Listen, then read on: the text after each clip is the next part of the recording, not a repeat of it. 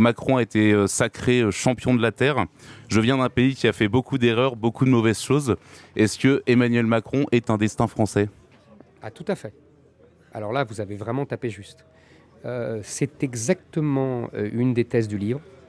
C'est que les élites, depuis toujours, je suis remonté à l'évêque Cochon avec Jeanne d'Arc, depuis toujours, ont tendance, dès que la France est affaiblie, de sacrifier la France et le peuple français à leurs idéaux universalistes.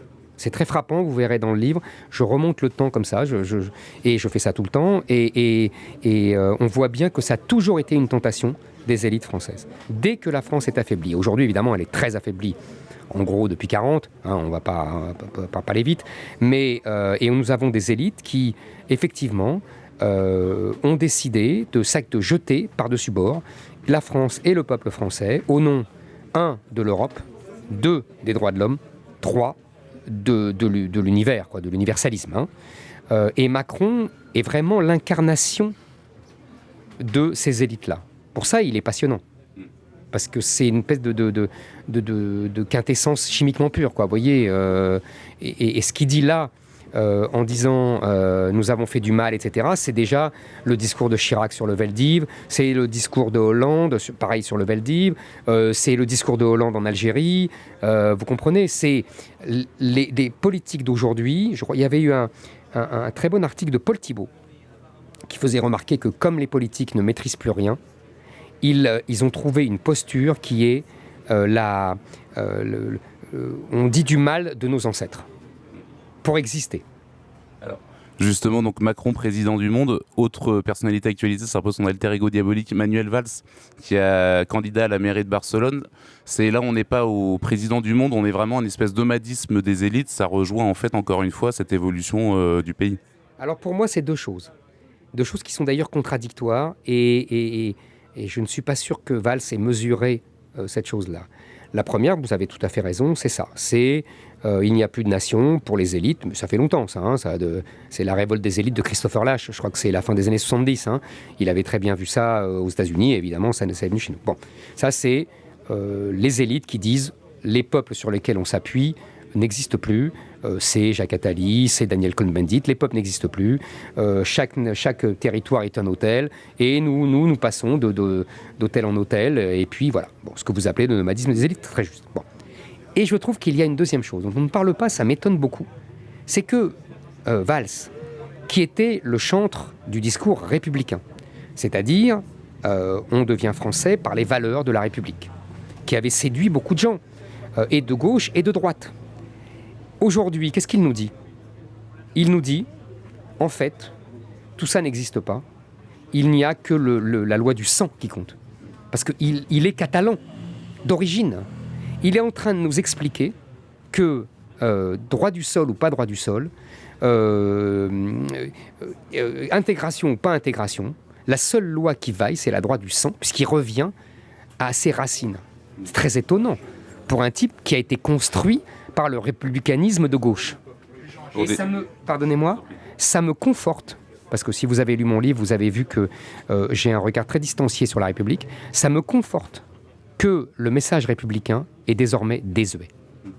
Alors, justement, donc, vous avez déclaré dans votre livre, on va y venir vraiment, que la France était en quelque sorte une mourante qui regardait sa vie, en fait, son millénaire de vie, et est en train de se faire tout. Voilà. Chaque épisode. Chaque épisode, vous, en quelque sorte, c'est quoi ? C'est ce livre, c'est quoi ? C'est le chant du cygne, en fait, de la France telle que vous la connaissiez ? Oui. Et c'est aussi, si vous voulez, la description, excusez-moi, la description de ce qui lui arrive, et je voulais montrer aux gens, si vous voulez, que tout ça était lié à une histoire millénaire, et qu'il y avait des petites pierres, vous savez, comme le petit poucet, qu'on pouvait retrouver à chaque fois, et qu'il y avait des époques qui nous ressemblaient de plus en plus. Je retrouvais la phrase de René Girard, vous savez, dans Achever Clausewitz, son dernier livre, qui disait nous devons entrer dans une pensée du temps où Charles Martel et les croisades seront plus proches de nous que la Révolution française et l'industrialisation du Second Empire. Je trouve cette phrase très frappante, parce que quand je dis ça, on dit Zemmour, il a des obsessions, il pense qu'à l'islam, etc. Alors que là, c'est René Girard, et il a très bien compris que nous étions revenus dans un temps qui est, celui des affrontements de civilisation entre chrétienté et islam, 2, des guerres de religion, 3, de la féodalité pré-étatique.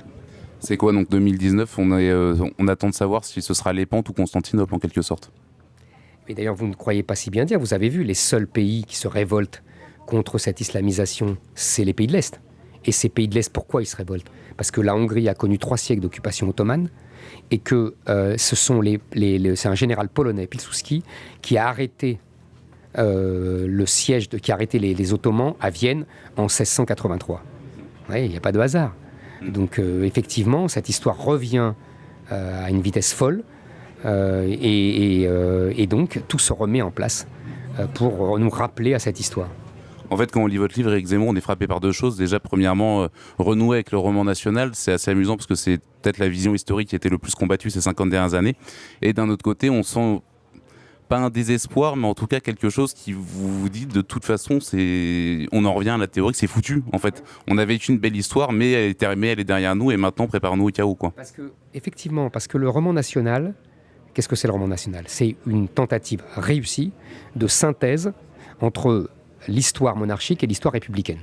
Pour la faire gros, c'est ça. Et Lavis, qui est au départ un bonapartiste, non mais, vous voyez, c'est ça. C'est très amusant. Et qui fait la synthèse de façon très habile. C'est-à-dire qu'il met nos ancêtres les Gaulois pour ne pas être uniquement dans le catholicisme, mais qui met quand même Clovis et le baptême de Clovis. Vous voyez, c'est une histoire que j'ai apprise, moi, quand j'étais enfant. Je suis assez vieux pour ça. Donc je vois bien comment il a travaillé, et c'est très intéressant. Bon. Et cette histoire, elle arrive à son acmé, elle montre qu'elle a réussi pendant la guerre 14. Hein, vous voyez, là, il y a les Français, les 2 France, comme on disait à l'époque, qui se mettent ensemble dans les tranchées, les catholiques monarchistes et les républicains laïcards, qui se battent ensemble et qui gagnent. Qui gagnent la guerre. Mais au prix d'un carnage. Ah, mais ça, c'est une autre discussion. C'est un carnage, mais c'était ça ou la soumission à l'Allemagne. Et la disparition de la France. La France était coupée en morceaux. C'est bien de dire un carnage, vous avez raison. Ce fut un carnage horrible. Parce que la guerre industrielle a tué la guerre, en fait. Mais il n'empêche que ces gens-là ont défendu l'indépendance et la liberté de la patrie. Ce n'est pas rien. Il ne faut pas voir toujours le côté carnage. Il faut voir aussi ce qu'ils ont défendu. C'était noble. Et c'était admirable. Et ils ont gagné. Le problème, c'est qu'on a perdu la paix. Mais c'est un sujet que j'aborde, vous avez vu, dans un chapitre sur Clémenceau. Donc, bon. Mais pour revenir à votre question, si vous voulez, il y a effectivement, comment vous dire ça, un effet d'accumulation de toutes les crises du passé qui se concentre aujourd'hui. Et c'est pour ça qu'il y a autant de pessimisme chez moi. Parce que, comme vous dites, le roman national, c'est fini en fait. J'ai même pas essayé en vérité de refaire un roman national. Même pas essayé parce que la déconstruction des historiens, qui, comme vous l'avez dit, depuis 50 ans, nous interdisent de parler de roman national, était trop forte. Il reste que des ruines. Et si j'avais voulu faire un roman national, comme dit Pierre Nora, j'aurais fait une romance nationale. C'est pas ce que j'ai fait. C'est pas ce que j'ai fait. En revanche, c'est vrai que j'ai voulu écrire une histoire de France réaliste, non pas en fonction des idéaux et des populations d'aujourd'hui, mais en fonction de la réalité historique de l'époque. Et c'est parce que les historiens aujourd'hui ont décidé d'inventer une histoire de France, je dis bien inventer, une histoire de France qui corresponde à leurs obsessions, puisqu'ils parlent toujours de mes obsessions, moi aussi, et à leurs idéologies d'aujourd'hui. C'est-à-dire une histoire féministe, une histoire des minorités africaines et maghrébines, une histoire pacifiste, vous voyez, une histoire qui n'a jamais existé. Vous voyez dans les livres d'histoire aujourd'hui, sur la Révolution française, il y a 2 pages sur Olympe de Gouges, la grande militante féministe, mais en 93, quand elle est guillotinée par Robespierre, j'ai coutume de dire, pour plaisanter, que Robespierre ne sait même pas qu'il l'a fait guillotiner, tellement elle compte peu. Vous comprenez ? Et pareil, vous avez vu mardi soir à la télévision, sur la France 2, une grande fresque sur la France, comment la France a été faite par les immigrés nord-africains et africains, avec un grand Manitou qui s'appelle De Gaulle. C'est une histoire inventée. C'est Pétain, l'homme qu'il faut détester, et De Gaulle, l'homme qu'il faut aimer. On vous accuse presque de réhabiliter le maréchal Pétain, en fait, en quelque sorte. Ils sont tellement allés loin dans la diabolisation de Pétain et dans l'invention d'une histoire qui ne correspond plus à la réalité que quand simplement on repose le tableau de Pétain et de Gaulle, de ce qu'était Vichy à l'époque, de ce qu'était 1940. Quand je dis que le statut des Juifs d'octobre 40, tout le monde s'en moque à l'époque, que ça soit à Paris, à Vichy ou à Londres, et que les rares qui s'y intéressent disent il a bien raison, parce qu'ils estiment à l'époque que les Juifs ont une responsabilité dans la défaite, en tout cas les élites juives de gauche, etc. J'ai l'impression de blasphémer, alors que c'est tout simplement la réalité historique. Mais on a tellement réinventé une histoire en disant que l'essentiel de la Seconde Guerre mondiale, c'était la question juive, qu'on tombe des nues quand je dis, mais je vous assure, à l'époque, personne n'en parle. Et à Londres, les gens qui ont rejoint le général de Gaulle sont d'accord avec Vichy là-dessus. Vous comprenez ? La réalité paraît blasphématoire aujourd'hui. C'est extraordinaire, c'est pour dire la force inouïe de cette déconstruction historique, vous savez, c'est ce que je dis, c'est le grand effacement de l'histoire pour correspondre au grand remplacement des populations.